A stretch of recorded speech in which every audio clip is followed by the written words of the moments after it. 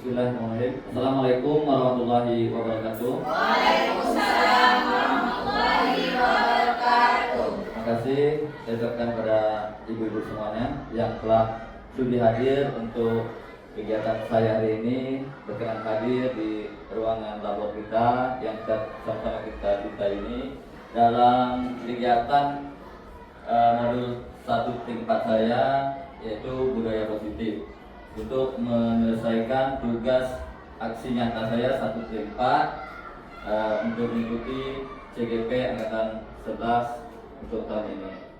Baiklah, yang saya langsung aja untuk mempresentasikan, yaitu menanamkan pemahaman dan penerapan pengalaman budaya positif. Apa itu budaya positif? Budaya positif merupakan perwujudan dari nilai-nilai atau keyakinan universal yang diterapkan di sekolah. Budaya positif dapat mendorong murid untuk mampu berpikir, bertindak, dan mencipta sebagai proses memerdekakan dirinya sehingga murid mampu mandiri dan bertanggung jawab. Konsep inti budaya positif terdiri dari beberapa bagian. Yang pertama, perubahan paradigma belajar, dan yang kedua, disiplin positif. Yang ketiga, kebutuhan dasar manusia, dan yang keempat, motivasi perilaku manusia. Yang kelima, posisi kontrol guru. Yang keenam, keyakinan kelas, dan yang ketujuhnya, segitiga restitusi. Baiklah, untuk yang pertama ini yaitu pembelajaran dengan paradigma baru. Apa itu pembelajaran paradigma baru? Yaitu merupakan pembelajaran yang dirancang berdasarkan prinsip pembelajaran berdiferensiasi, sehingga para peserta didik sesuai kebutuhannya berdasarkan tahap perkembangan sesuai teori psikologi modern untuk mewujudkan profil belajar Pancasila. Baiklah, untuk profil belajar Pancasila kita sama-sama sudah kita ketahui. Yang pertama ada berkebinekaan global. Untuk yang kedua, bergotong royong. Yang ketiganya, mandiri, kreatif, bernalar kritis. Itu ya. Beriman dan bertakwa yang pertama. Oke. Nah, itu profil belajar Pancasila. Semua kita sudah mengetahuinya. Oke, lanjut. Yang kedua yaitu disiplin positif. Apa itu disiplin positif? Disiplin positif adalah pembiasaan hal yang baik, mencakup sikap atau perilaku maupun tutur kata oleh seluruh warga sekolah, terutama bagi murid-murid, agar dapat berkembang menjadi pribadi yang kritis, mandiri, dan bertanggung jawab. Itu disiplin positif. Untuk yang ketiga yaitu kebutuhan dasar manusia.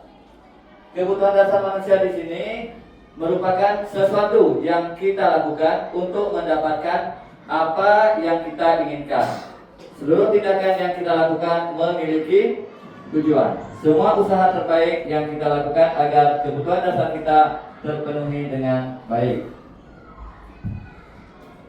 Ini untuk kebutuhan dasar manusia ada 5. Yang pertama, untuk bertahan hidup. Untuk bertahan hidup ini yang masuk untuk bertahan hidup yaitu pertama, makan, minum, tempat tinggal kita, keamanan, dan kesehatan. Itu termasuk untuk bertahan hidup. Yang kedua ada kesenangan. Semuanya mau senang. Yang ketiga, kebebasan mandiri. Memiliki pilihan, mencoba hal baru, dan mampu mengendalikan arah dirinya. Yang keempat, kasih sayang dan rasa diterima. Semuanya pengen kasih sayang dan rasa diterima.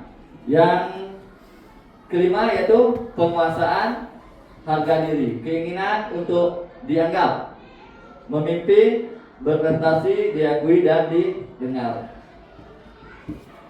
Yang keempat, kita masuk yang keempat yaitu motivasi perilaku manusia. Motivasi perilaku manusia ini ada 3 yaitu hukuman, Yang kedua, konsekuensi. Dan yang ketiga, restitusi. Apa itu hukuman? Hukuman itu tidak terencana. Hal itu tiba-tiba yang tidak pernah kita rencanakan. Dan kalau konsekuensi itu hal yang sudah direncanakan atau terencana. Sementara restitusi yaitu proses menciptakan kondisi bagi murid untuk memperbaiki kesalahan. Proses kolaboratif yang mengajak murid untuk mencari solusinya sendiri. Konsep motivasi perilaku manusia yang melibatkan hukum, konsekuensi, dan restitusi ini mengacu pada pemahaman bahwa tindakan manusia seringkali dipengaruhi oleh harapan akan hasil tertentu yang mungkin muncul sebagai akibat dari tindakan tersebut. Hukuman dalam konteks ini merujuk pada aturan atau norma-norma yang berlaku dalam suatu masyarakat. Manusia cenderung berperilaku sesuai dengan hukum karena takut akan sanksi atau hukuman jika melanggarnya. Terus ini adalah bentuk motivasi eksternal yang didorong oleh keinginan untuk menghindari konsekuensi negatif. Adapun yang kedua, konsekuensi. Konsekuensi adalah hasil atau dampak yang timbul dari suatu tindakan. Konsekuensi dapat bersifat positif maupun negatif. Bersifat positif misalnya pujian atau hadiah. Sedangkan bentuk negatifnya yaitu hukuman atau kehilangan. Manusia cenderung mengulang tindakan yang menghasilkan konsekuensi positif dan menghindari tindakan yang menghasilkan konsekuensi negatif. Ini adalah prinsip dasar pembelajaran. Baiklah, untuk yang ketiganya yaitu restitusi. Restitusi ini merujuk pada tindakan memperbaiki atau mengembalikan sesuatu keadaan semula setelah terjadi kesalahan atau kerugian. Dalam konteks motivasi, restitusi dapat menjadi bentuk konsekuensi yang bersifat restoratif. Artinya, selain menerima hukuman, individu juga diharapkan untuk memperbaiki kesalahan yang telah dilakukan. Hal ini dapat meningkatkan rasa tanggung jawab dan mendorong perilaku yang lebih baik di masa depan. Contoh, seorang anak yang mencuri permen dari toko akan menghadapi beberapa konsekuensi. Yang pertama, hukuman, konsekuensi, dan restitusi. Hukuman, anak tersebut mungkin akan dimarahi oleh orang tuanya atau bahkan dilaporkan ke pihak yang berwajib. Sementara konsekuensi, anak tersebut mungkin akan kehilangan kepercayaan orang tuanya atau teman-temannya. Yang ketiga, restitusi. Anak tersebut mungkin akan diminta untuk mengembalikan permen yang dicuri atau meminta maaf kepada pemilik toko. Yang kelima ini posisi kontrol guru. 5 posisi kontrol guru. Yang pertama yaitu penghukum, pemantau, pembuat rasa bersalah, teman, dan manajer. Ini contohnya. Rudy yang tidak mengerjakan tugas rumahnya, ini termasuk yang kepunggung. Nada suaranya tinggi dengan bahasa tubuhnya, terus matanya yang melotot seorang guru, dan bisa saja menunjuk-nunjuk, bahkan sampai main tangan atau menghadiknya. Tidak mengerjakan lagi. Ini contohnya kata-kata yang penghukum. Tidak mengerjakan lagi, pasti tidak berbuat lagi, tidak buat tugas rumah. Terus kapan kamu bisa mengerjakan tugas rumah? Itu tanyakan kepada diri Anda. Baiklah, bagaimana perasaan murid bila guru berbicara seperti itu, dengan mata yang melotot tadi, suara yang tinggi, atau bahasa tubuh pada saat muridnya tidak mengerjakan tugas rumah. Mungkin hasilnya kemungkinan murid marah ataupun dendam dengan kita atau bersifat agresif. Bisa jadi sesudah dimarah oleh guru tadi, murid itu duduk dan bisa jadi mencoret-coret meja, bukunya atau apa aja yang ada di sekitarnya. Yang kedua, membuat merasa bersalah dengan nada suara memelas, halus, sedih, bahasa tubuh merapat pada anak dan lesu. Ini membuat merasa anak bersalah. Jadi kalau bisa dihindari, jangan sampai kita membuat anak-anak merasa bersalah. Rudi, kamu ini bagaimana?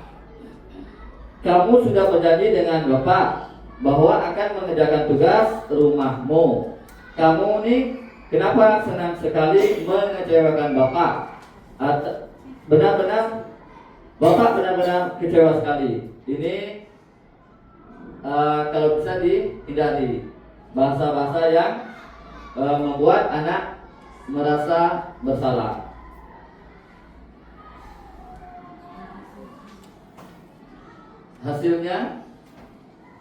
Hasil murid akan merasa bersalah.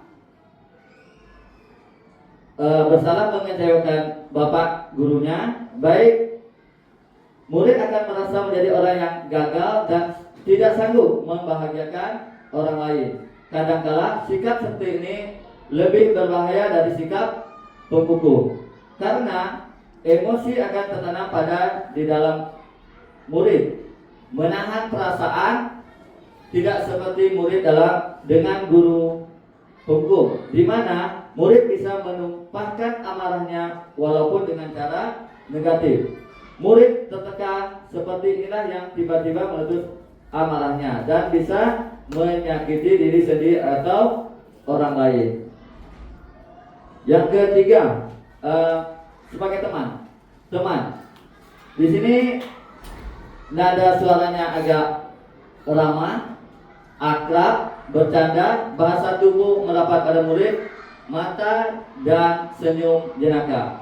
Kalau di sini antara guru dan siswa sedikit dihindari juga, karena apalagi bapak-bapak jangan terlalu dianggap sebagai teman dengan, apalagi yang kelas 5 dan 6, anak-anak cewek atau perempuan sudah besar.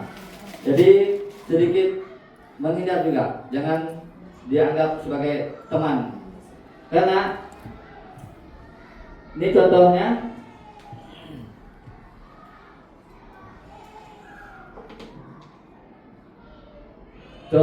yaitu, Agus, ayolah, bagaimana sih kamu? Kemarin kamu sudah berjanji ke Bapak, bukan? Kenapa tidak dikerjakan lagi? Sambil tertawa ringan. Gimana perasaannya di Agus ini? Jadi untuk yang bapak-bapak mungkin kita bisa agak menghindar sedikit, karena tidak ingin terjadi hal-hal yang diinginkan. Hasilnya itu murid akan merasa senang dan akrab dengan guru. Ya, si anak senang, akrab, takutnya ada hal-hal yang tidak diinginkan. Termasuk senang dan akrab itu termasuk dalam dampak positif. Hanya saja di sisi negatif, murid tergantung pada guru tersebut. Bila ada masalah, dia merasa bisa mengendalikan guru tersebut untuk membantunya.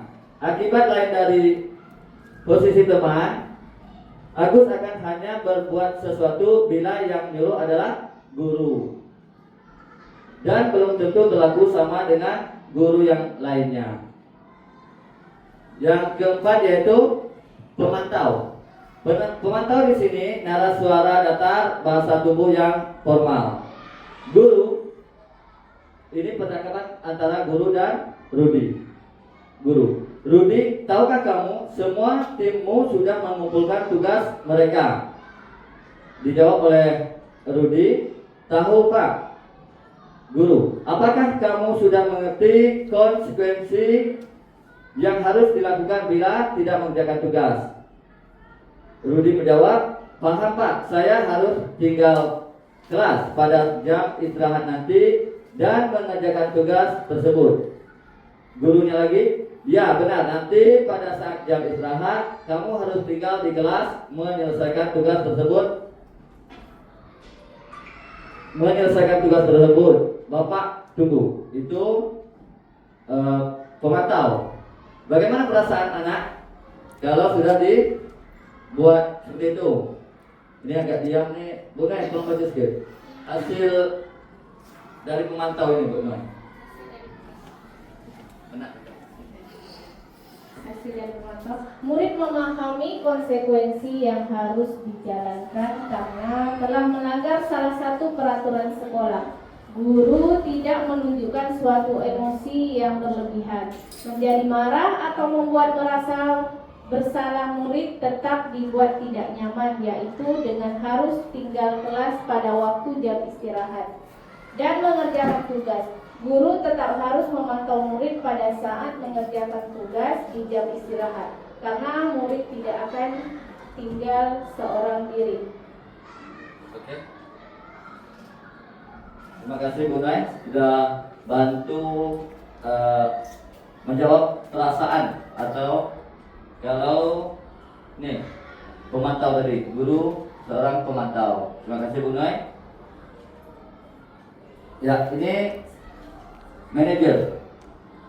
Manajer seharusnya ini yang kita laksanakan atau kita posisi kita. Manajer itu nada suaranya tulus, bahasa tubuhnya tidak kaku dan bisa dekat dengan murid. Guru, Rudi, apakah kamu mengetahui ada tugas rumah yang harus kamu kerjakan? Tahu Pak. Guru, ya. Jadi belum dikerjakan. Kira-kira bagaimana kamu memperbaiki masalah ini? Rudi menjawab, ya Pak, bisa menanyakan teman saya Pak untuk mengerjakan tugas yang belum saya buat. Guru, baik, itu bisa dilakukan. Apakah besok ada masalah untuk kamu agar bisa mengerjakan tugas rumah? Itu ya, manajer, posisi manajer. Tidak Pak, saya bisa mengerjakan tugas rumah tepat waktu. Guru, baik, saya hargai usahamu untuk memperbaiki diri. Jadi posisi kita menghargai apa yang telah diusahakan oleh anak kita atau siswa kita. Untuk posisi manajer ini diharapkan kita bisa menjalankan posisi manajer tersebut. Baiklah, mungkin sebelum kita masuk ke 5 posisi kontrol kasus ini, jadi agar suasana tidak tegang atau diam saja ini, saya minta ibu-ibu semua atau bapak berdiri dulu sekejap, kita istirahat sekejap.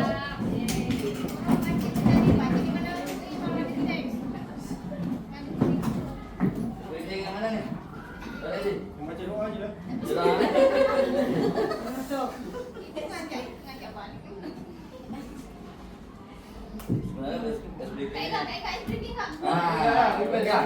Bantu speaking dulu. Yang mana tuh?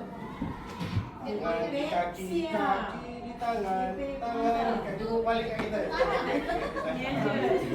Gimana?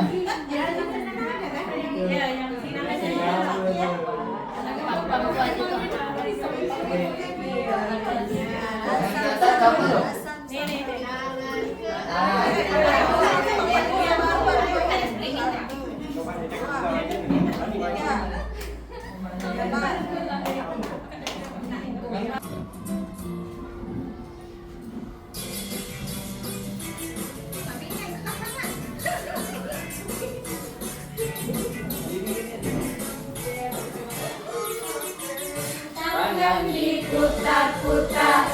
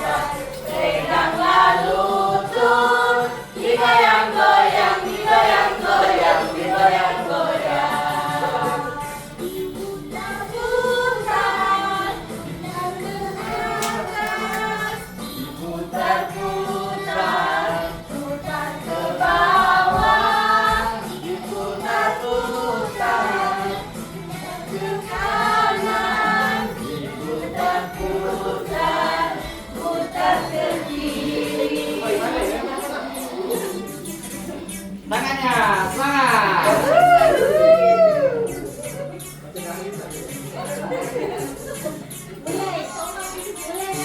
Tangan Diputar-putar, tangan diputar-putar, peganglah bahu. Tangan diputar-putar, peganglah lutut. Digoyang-goyang, digoyang-goyang, digoyang-goyang. Diputar-putar, tangan diputar-putar, peganglah bahu. suaranya. Tangan diputar-putar, peganglah lutut. Digoyang-goyang, digoyang-goyang, digoyang-goyang. Putar ke atas, diputar-putar, putar ke bawah, diputar-putar, putar ke kanan, diputar-putar, putar ke kiri.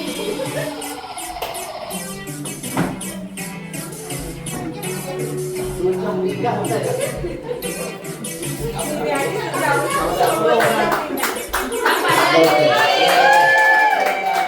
Kita semua.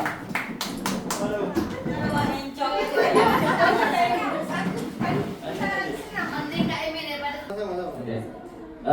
Kita lanjutkan. Contoh lain penerapan 5 posisi kontrol kasus siswa tidak berpakaian lengkap pada hari Senin. Kalau seorang hukum, kamu berdiri depan tiang bendera sampai jam istirahat. Itu kata-kata seorang penghukum. Terus kalau pembuat rasa bersalah, kesekian kali ibu ingatkan kamu senang ya melihat ibu terusan bertindak seperti ini. Jadi ini yang perlu kita hindari. Kalau teman, ayo dong kamu berpakaian lengkap setiap hari Senin agar rapi. Ini boleh aja. Tapi untuk bapak-bapak dengan anak perempuan tadi dikasih batas juga sedikit. Terus kalau pemantau, kamu sudah melakukan kesalahan dan sudah mengetahui konsekuensinya. Senin depan kamu berpakaian lengkap dan rapi. Ini bagi yang pemantau. Ini posisi kontrol. Posisi kontrol apakah aku? Saya kecewa sekali sama kamu. Itu membuat rasa bersalah.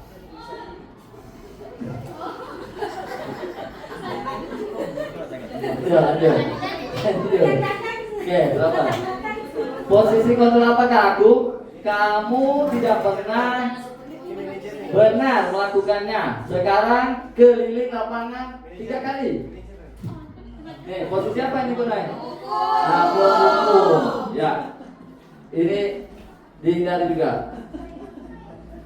Terus posisi kontrol apakah aku? Kira-kira bagaimana kamu akan memperbaiki masalah ini? Ini yang perlu kita lakukan atau terapkan. Ya, nanti sama-sama kita terapkan. Untuk saat ini memang masih ada yang Karena tidak menerapkan. Ini kasih kita. oke. Terima kasih. Kita mengikuti. Terima kasih. Ya, posisi kontrol apakah aku? Ayolah lakukan demi bapak ibu. Tenang. Nah, ini kalau ibu-ibu tak apa, kalau bapak terserah. Posisi kontrol apakah aku? Kamu terlambat 15 menit. Apakah kamu sudah mengerti konsekuensinya yang dilakukan bila terlambat? Pemantau. Boleh tak? Boleh atau tidak kita lakukan? Nah, kita hindari juga. Nah, terima kasih. Ya, ini manajer. Apakah kamu tahu kesalahan kamu? keyakinan sekolah apa dan apa yang akan kamu lakukan untuk menyelesaikannya. Apa itu pertanyaan? Apakah kamu tahu kesalahan kamu? Keyakinan sekolah apa dan apa yang akan kamu lakukan untuk menyelesaikannya? Bisa jadi. Halo? Sama sekolah. Kalau dinas tak. Sekolah menyelesaikan. Ini untuk dana terakhir nih, keyakinan kelas. Keyakinan kelas merupakan kesepakatan kelas yang diyakini bersama guru dan murid dengan harapan dapat meningkatkan kedisiplinan murid.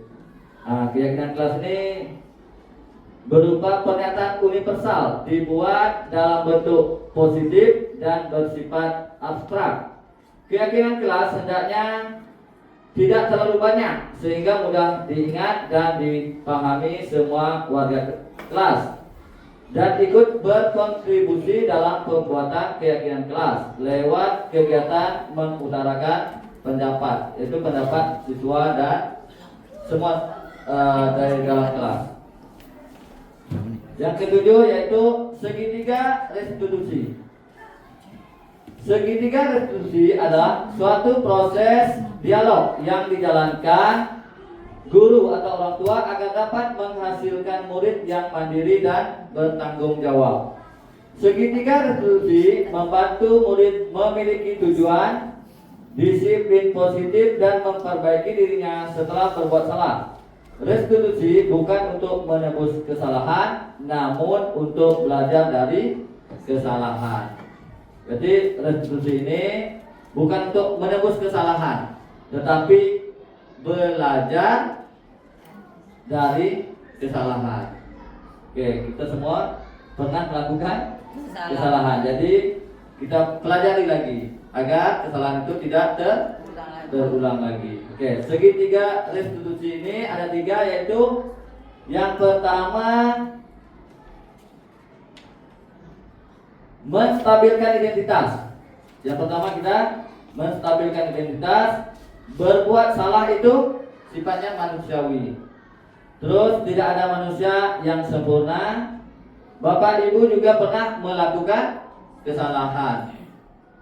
Terus bapak ibu tidak tertarik mencari siapa yang salah, tapi bapak dan ibu mencari solusi dari permasalahan ini.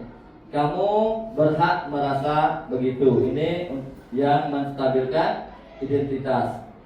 Terus menstabilkan identitas dalam konteks ini membangun harga diri siswa. Ketika seorang siswa merasa perasaannya diakui dan dipahami serta diberikan kesempatan untuk memperbaiki kesalahannya, maka hal ini dapat membantu meningkatkan harga diri siswa. Mereka merasa dihargai sebagai individu dan mampu belajar dari kesalahan. Untuk yang keduanya, memperkuat hubungan positif antara siswa dan guru, di mana siswa merasa lebih percaya dan nyaman untuk terbuka kepada guru sehingga proses pembelajaran menjadi lebih efektif. Dan yang ketiga, membentuk karakter. Dengan memberikan kesempatan kepada siswa untuk bertanggung jawab atas tindakannya, maka secara tidak langsung kita sedang membuat karakter mereka, di mana siswa bisa belajar tentang pentingnya kejujuran, tanggung jawab, dan empati.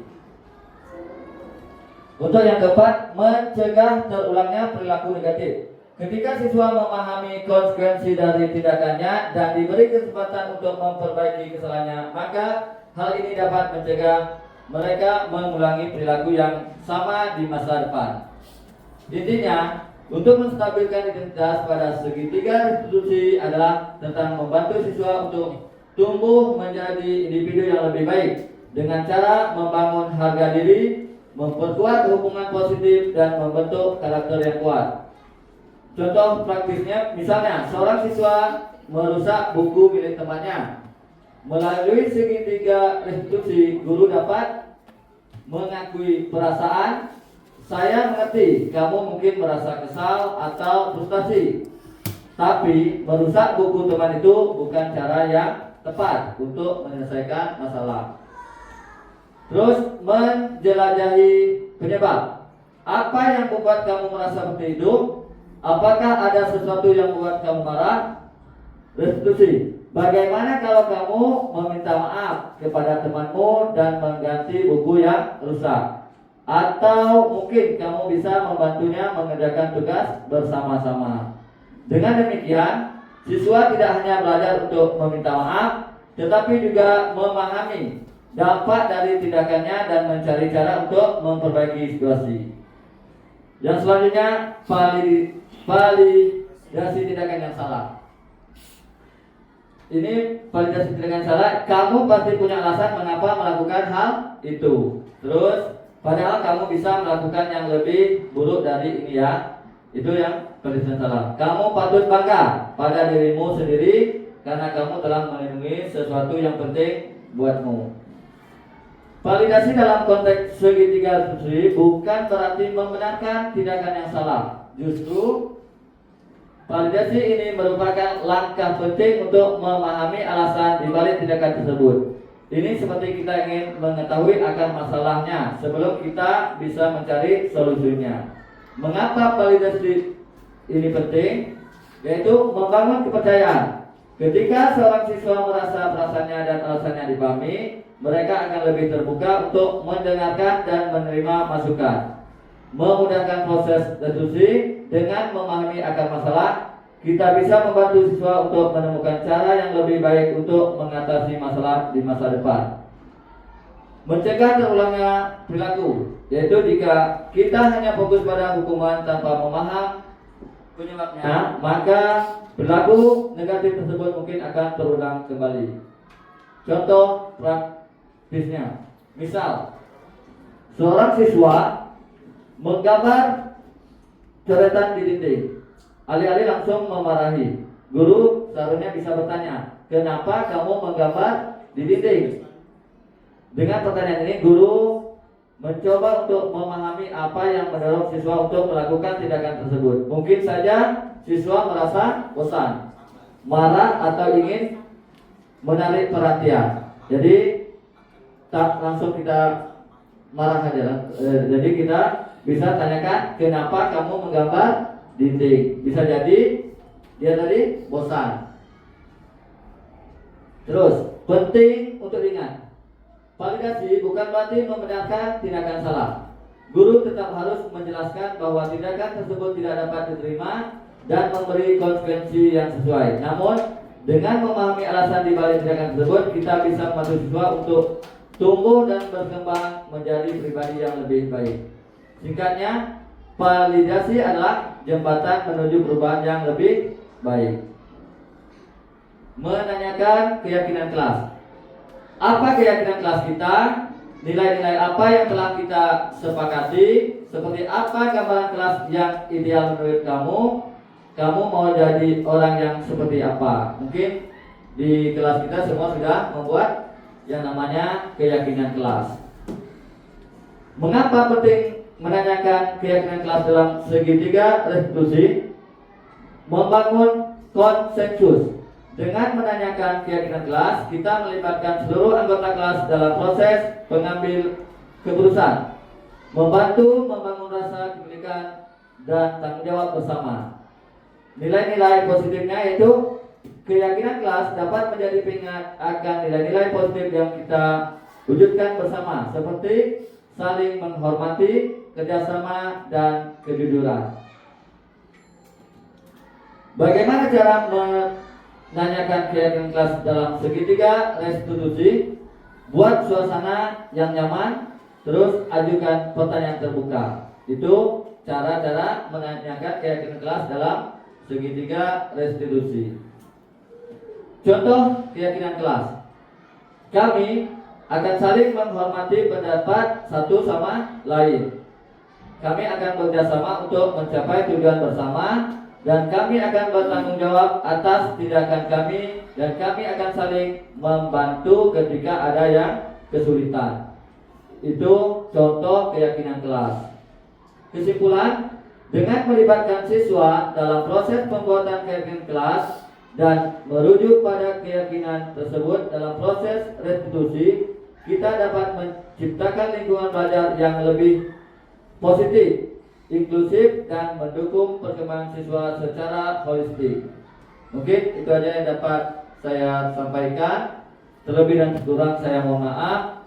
Kalau ada pertanyaan boleh kita saling berbagi, saling bantu, sharing. Bantu. Ya, Bu Iriana. Untuk menambah pengetahuan kita bersama. Ini contoh kasus restitusi tadi. Nah, ini ada seorang siswa yang terlambat masuk kelas. Sementara gurunya sudah berada di dalam kelas. Ya, kita perhatikan sama-sama contoh kasusnya.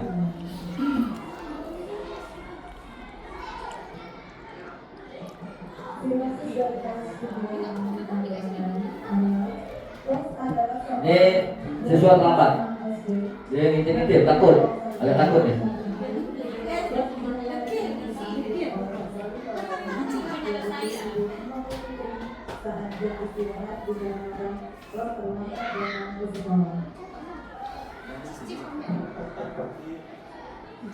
Nah, nih siswa yang terlambat takut nih.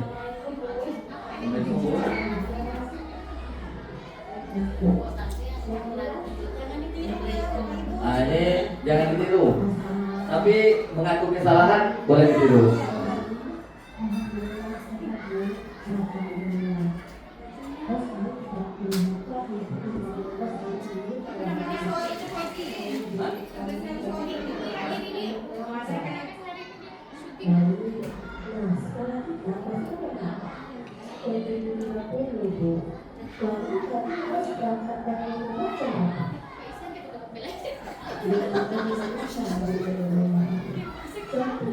Tengok.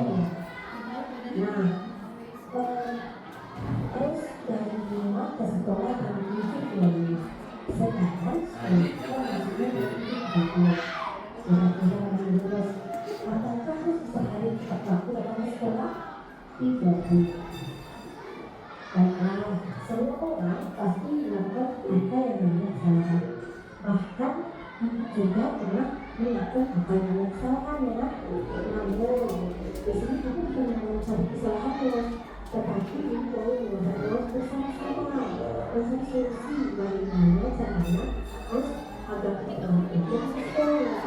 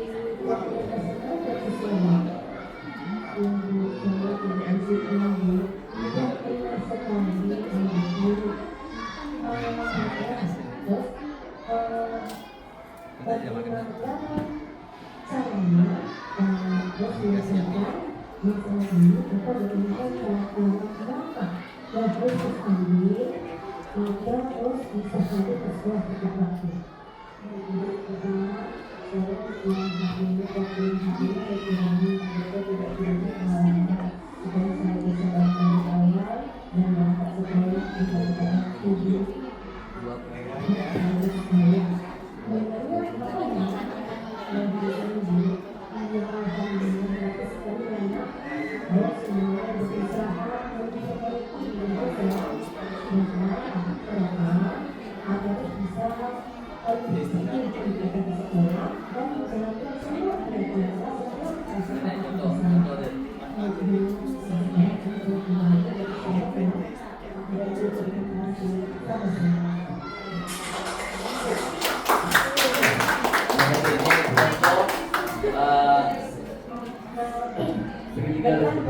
tadi.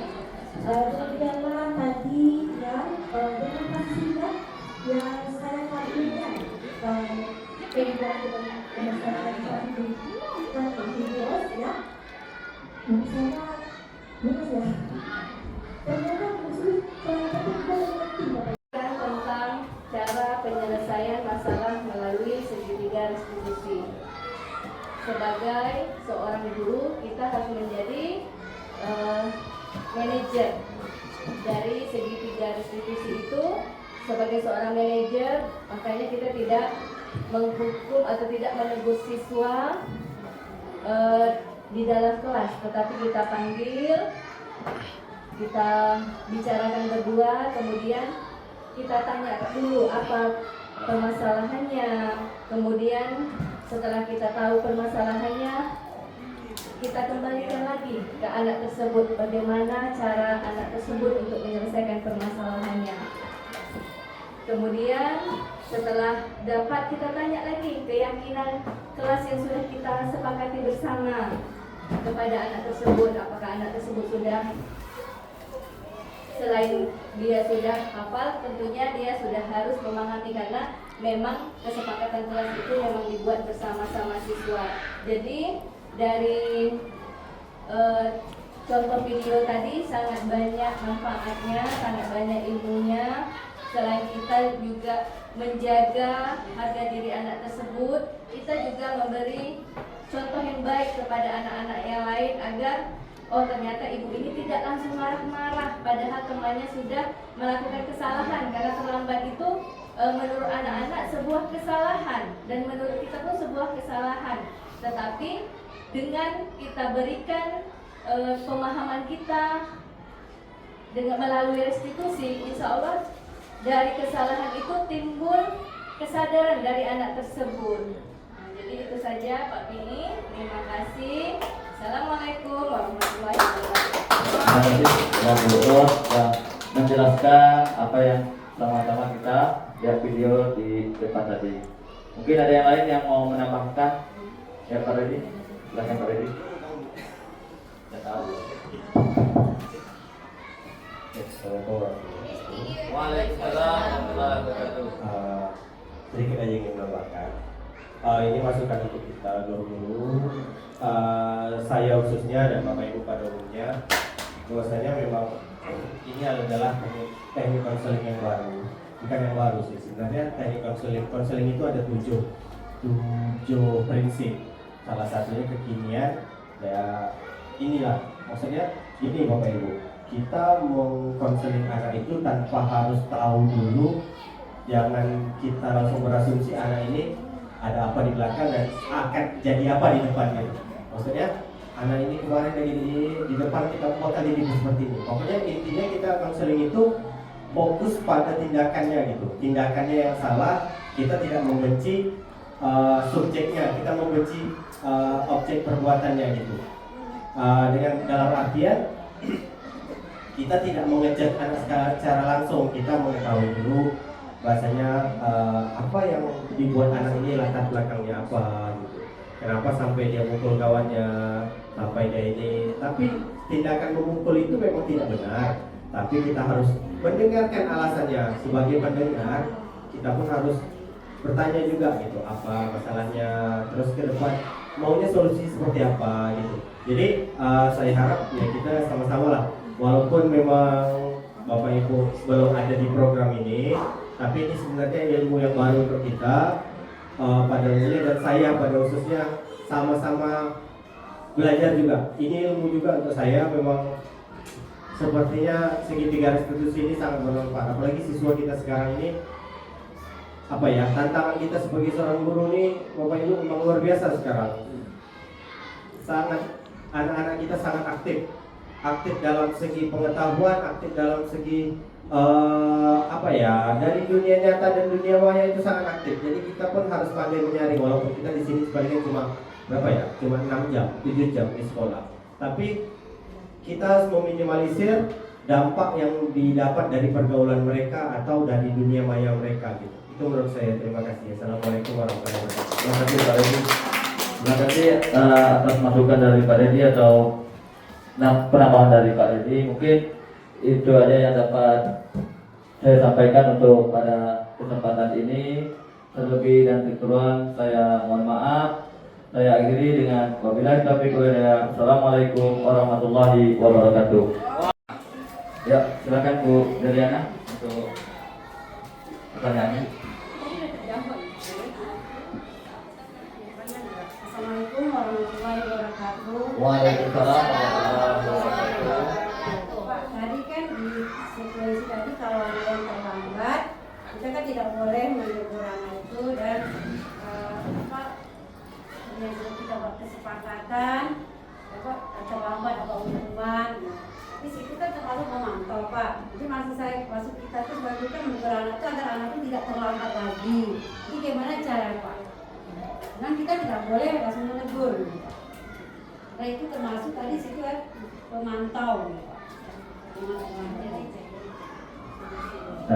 kasih. Solusi jangan agar anak itu tidak mengulangi lagi keterlambatannya datangnya terus. Nah solusinya kita sebagai guru mengatasi anak begitu karena ini sering terlambat. Baik. Sekian dan terima kasih Pak. Terima kasih Bu Mohon Dewi solusinya. atas pertanyaannya. Terima kasih pertanyaan Bu Deliana. Bagi teman-teman ada yang mau menanggapi dari pertanyaan Bu Deliana tadi? Oke, Bu Bet, silakan Bu Bet. Bismillahirrahmanirrahim. Terima kasih Pak Pei atas kesempatannya. Saya mencoba menjawab pertanyaan dari Bu Deliana ya. Solusi dari anak yang sering terlambat. Ya begitu Bu Deliana pertanyaannya. Baik. Ini menurut saya ya Bu Deliana ya.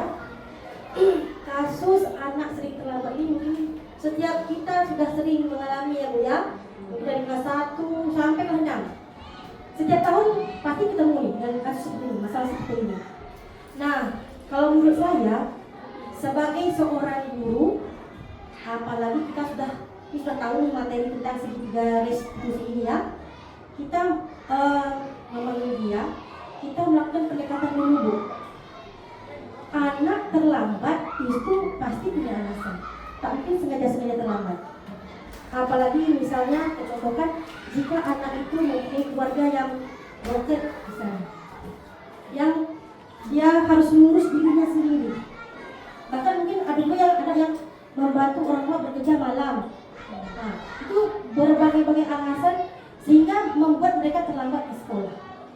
Nah, sebagai seorang guru, kita harus bisa melakukan pendekatan terhadap anak tersebut. Kita tanya baik-baik, kenapa kamu terlambatnya? Jadi tentu dia akan menjawab Bu, ya. Tentu dia akan menjawab kenapa dia bisa terlambat. Kenapa dia mungkin setiap hari kenapa terlambat. Nah dari alasan yang dia berikan kepada kita bisa mencarikan solusi. Ya Bu Deliana, misalnya contoh ini yang berkaitan dengan orang tua, misalnya orang tua yang tak peduli. Kita bisa mungkin memanggil orang tuanya, membantu kita menyelesaikan masalah anaknya ini. Seperti itu Bu Deliana kalau menurut saya. Jadi di sini ditekankan kita sebagai seorang guru kita perlu pendekatan yang lebih lah kepada anak didik kita. Tanyakan, jangan langsung marah-marah kalau dia terlambat ya. Langsung emosi, langsung mengamuk kita. Jangan seperti itu. Kita panggil dia, kita tanya apa alasannya. Nah, jika kira-kira kalau memang alasan dia itu yang memerlukan bantuan bekerja sama dengan orang tuanya, nah apa salahnya kita memanggil orang tuanya, mencari solusi untuk anaknya agar dia tidak terlambat lagi datang ke sekolah. Jadi guru jangan langsung marah aja Ibu ya, datang terlambat, malah mengamuk, malah marah.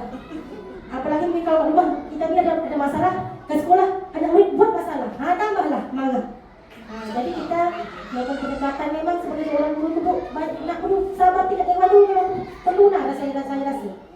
Memang Bu cakap memang senang Bu, praktik dia yang susah sebenarnya di lapangan, tapi kita belajar Bu ya. Sama saya Bu Liliana, saya ni orangnya memang bersemangat ke Melayu, tidak melenteng aja ni. Asyik dapat aja, tak kerja lain kau aja lah. Kadang memang saya pun berusaha ni sekarang memperbaiki diri setelah saya belajar di modul 1-4 ini. Sama lah Bu kita ya. Itu saja kata saya untuk pertanyaan Bu Liliana. Mungkin ada teman-teman yang lain mau menanggapi lagi atau menambahkan lagi jawaban dari saya untuk menjawab pertanyaan Bu Liliana. Ya, terima kasih Bu Fitri. Yaitu Bu Dedi, pertanyaan Bu Dedi tadi yang pertama kita panggil anak tadi. Tanyakan dia kenapa dia terlambat, jangan langsung marah-marah. Tanya baik-baik. Kalau masih terlambat juga, tanya lagi baik. Masih terlambat juga besok, tanya lagi baik-baik. Pokoknya dia tanya baik-baik. Tak ada yang namanya marah-marah. Oke? Jadi terus. Kalau masih juga 4-5 kali lambat juga, tanya lagi. Yang kena 7, tanya. Dah 10 kali baru kita panggil waktu dia. Baru kita tanya, kenapa Bu, anak ibunya lambat, dia tengok. Baru.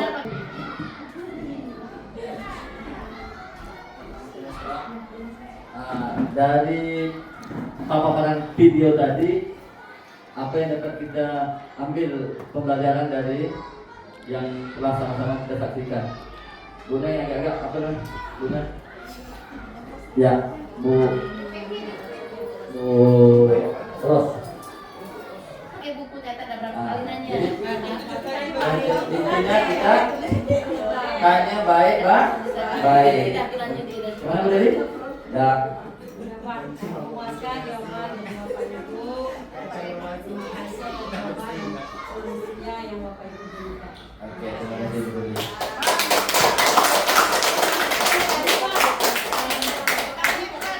Persilakan.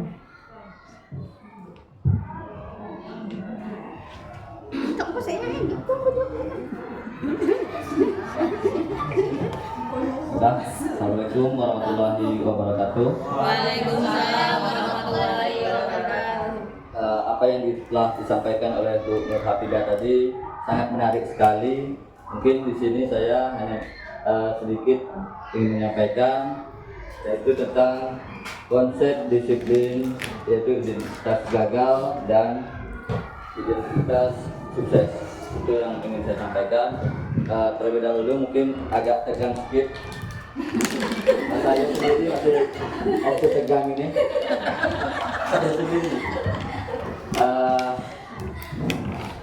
Oke, yang lagi makan silakan makan dulu. Yang mau makan silakan dulu.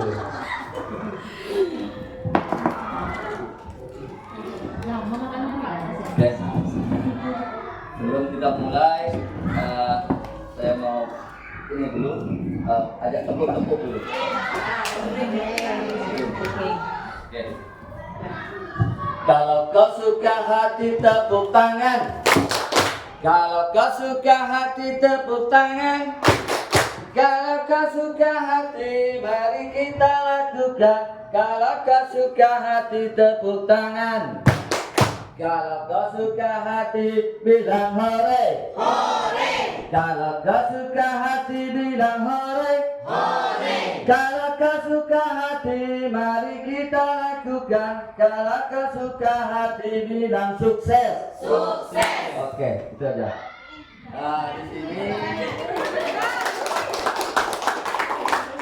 Di sini saya ingin menyampaikan konsep disiplin itu terbagi dua, yaitu ada yang gagal dan ada yang sukses. Mungkin kita semua ini kalau ditanya mau gagal atau sukses? Sukses.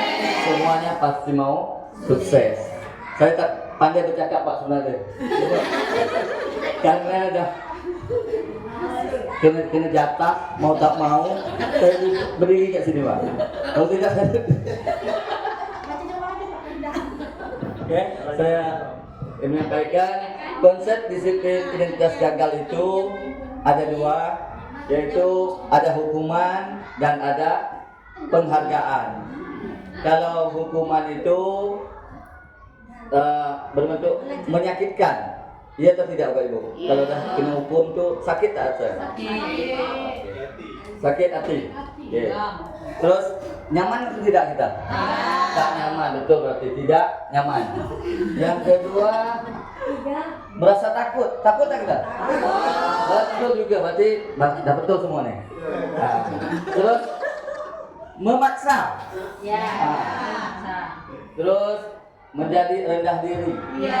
Berarti sangat betul semua. Ya, hukuman dan betul semua. Sekarang penghargaan.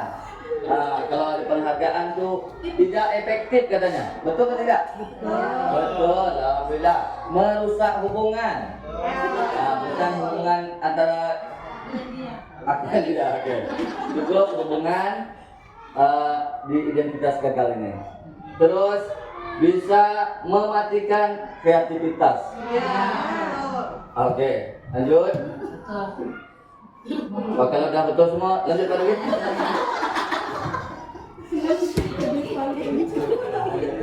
Oke. Yang berikutnya konsep disiplin identitas sukses. Nah, ini tadi. Semua kita nak sukses, berarti kalau nak sukses tengok yang sukses saja. Yang gagal tak usah kita tengok. Nah, kita tengok yang sukses saja. Apa yang ada di sukses? Ini. Konsekuensinya penguatan di jangka panjang. Sedap kalau sukses tuh. Tapi kalau udah yang sukses. Oh, jangka pendek dulu. Maksudnya yang panjang masuk. Kalau udah sukses itu sedap. Dia tak apa, kalau Pak kepala sekolah mungkin sedap dah jadi kepala sekolah. Karena jadi kepala sekolah. Mau jadi kepala sekolah ya? Jadi kalau dah sukses sedap, kalau yang gagal tak sedap. Jadi harap saya yang belum ikut CGP ini mengikuti. Dia sukses, mau sukses atau tidak? Mau sukses atau tidak? Nah, kalau mau sukses ikut CGP ini. Kalau tak berdiri ke sini. Ya. Oke. Yang kedua, perlu monitoring berkelanjutan. Nah, ada monitoring juga. Terus stimulus respon. Ini kalau untuk murid ya, murid menghormati peraturan. Itu yang suksesnya. Terus kehilangan waktu untuk merenungi kesalahan. Ya kalau dah sukses, tak ada lagi merenungi waktu-waktu yang terbuang. Tapi mengenang waktu-waktu yang terbuang. Kalau gagal, apalah aku tak ikut CGP dulu. Kalau aku ikut mungkin jadi bos sekolah juga. Terus ada resolusi nih, bertanggung jawab untuk perilakunya. Oke, fokus pada pemecahan masalah jangka panjang. Dan yang berikutnya ada murid. Ini untuk murid menghormati dirinya dan orang lain. Kalau ingin sukses, sampaikan banyak-banyak menghormati dirinya sendiri dan orang lain. Terus murid bersemangat untuk memperbaiki kesalahan. Mungkin itu aja yang dapat saya sampaikan. Terlebih kurang saya mohon maaf. Assalamualaikum warahmatullahi wabarakatuh.